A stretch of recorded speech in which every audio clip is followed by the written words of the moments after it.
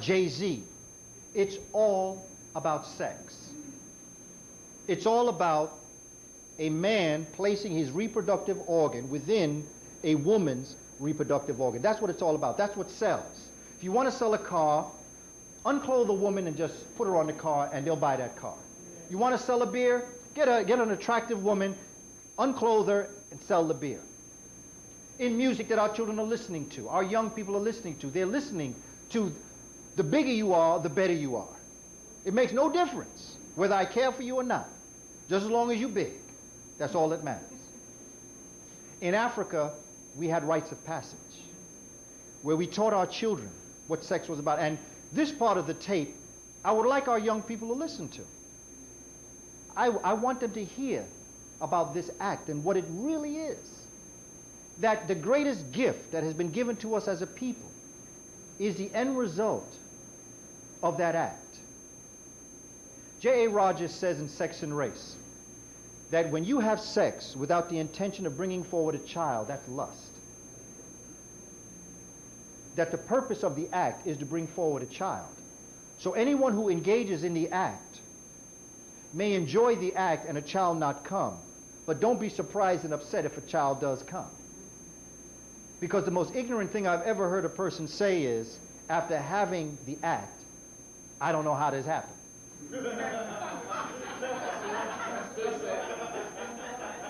Now that don't make no sense to me. That's like putting your hand in the fire and saying, I wonder why that burned. And just to show you something, a brother dropped this on me, just so our young people can understand this.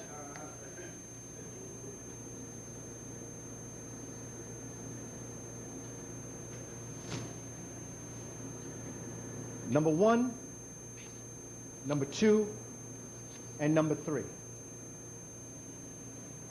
Let me start with number 2. Number 2 is a microscopic opening point to a condom.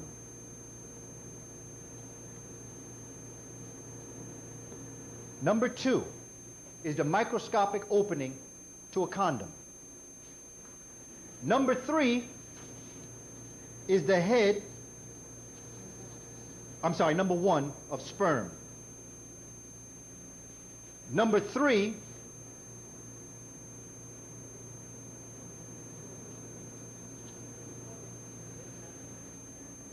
is that entity that will enter into your system that will give you HIV and will result in AIDS.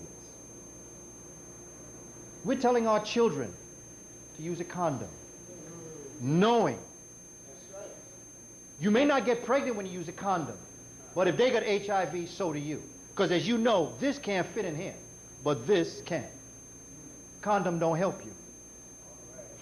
And the greatest way to give you AIDS and spread it out is to put it where? In the condom. Exactly. Could very well do that.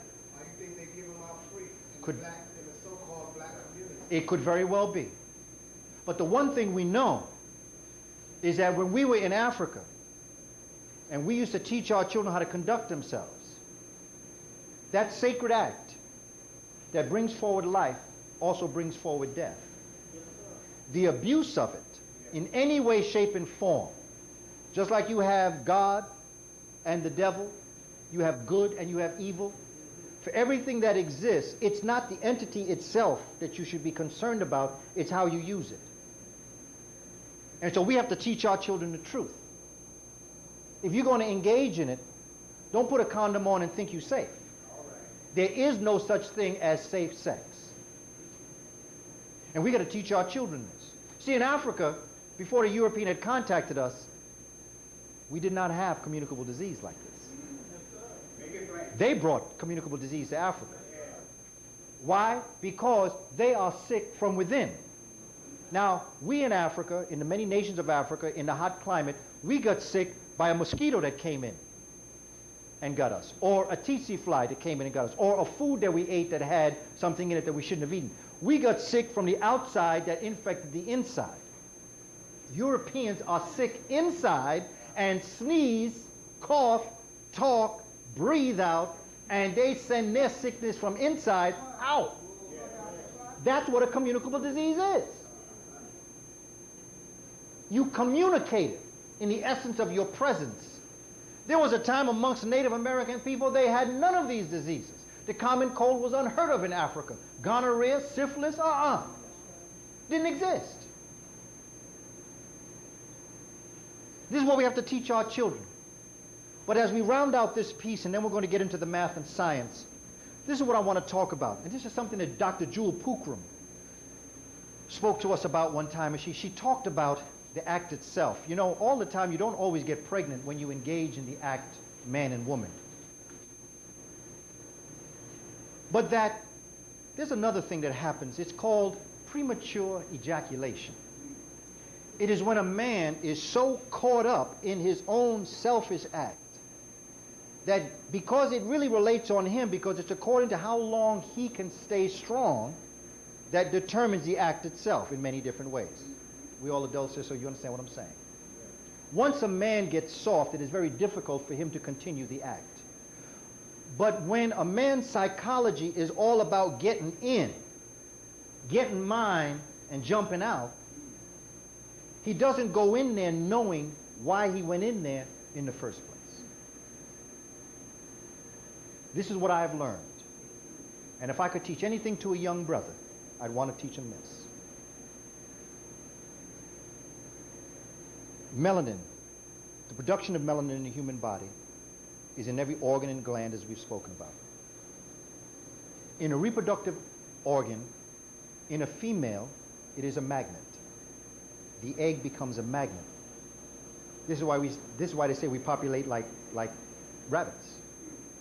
Because when the magnet of the woman relates to the electricity of the sperm, in other words, as Sister was saying, that whole spermatozoa is just moving quickly. Once it comes out, it goes through. And it starts swimming. Remember the wave that we talked about. That wave that he creates and that wave that she creates, the magnetism and electricity are the principles, one of the first principles, one of the first laws of the cosmos, because together they create electromagnetic reaction. So that the egg is a magnet that draws the sperm. This is why the first thing that Europeans should have done was gone out there and get themselves somebody black. Because a white woman does not have the magnetism in her egg that a black woman has, but mating with a black male, she makes up for it because the electricity in the black male can at least get the egg, get the spermatozoa to the egg.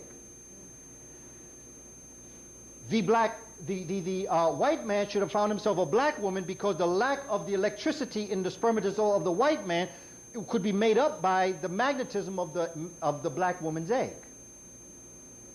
So the reason why you might see them at zero population growth is because they have non-magnetic eggs and non-electrical sperm. Whereas amongst black folk, that electricity and that magnetism is going at such a pace that it is happening constantly. So that we don't have a problem with having children. That's right. It's not to mean that we have children all the time. It means that, and all human beings have melanin. But it is the ability, it is the life system that promotes the building, the creation of melanin that we have to focus on. And black folk, from its inception, have a wonderful way of making melanin. Because melanin becomes a byproduct after a while. It's the making of it that creates the life process, as above, so below. But during those times, if I could speak to the brothers, that you enter a woman, there is a sacred act occurring that in fact it is like putting a battery in a recharger. That the act of copulation, of engaging with the opposite sex, literally builds you up and gives you strength and can actually bring you to levels of consciousness. This is why they say, as far as a black woman is concerned, once you go black, you don't go back. And this is not a myth. This is very real.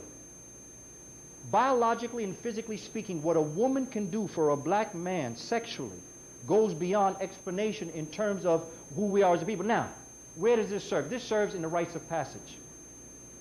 When the elder men would take the younger brothers out into the field and talk to them and teach them about that African woman that's back there in the field with the sisters, that's teaching her about her role. We're losing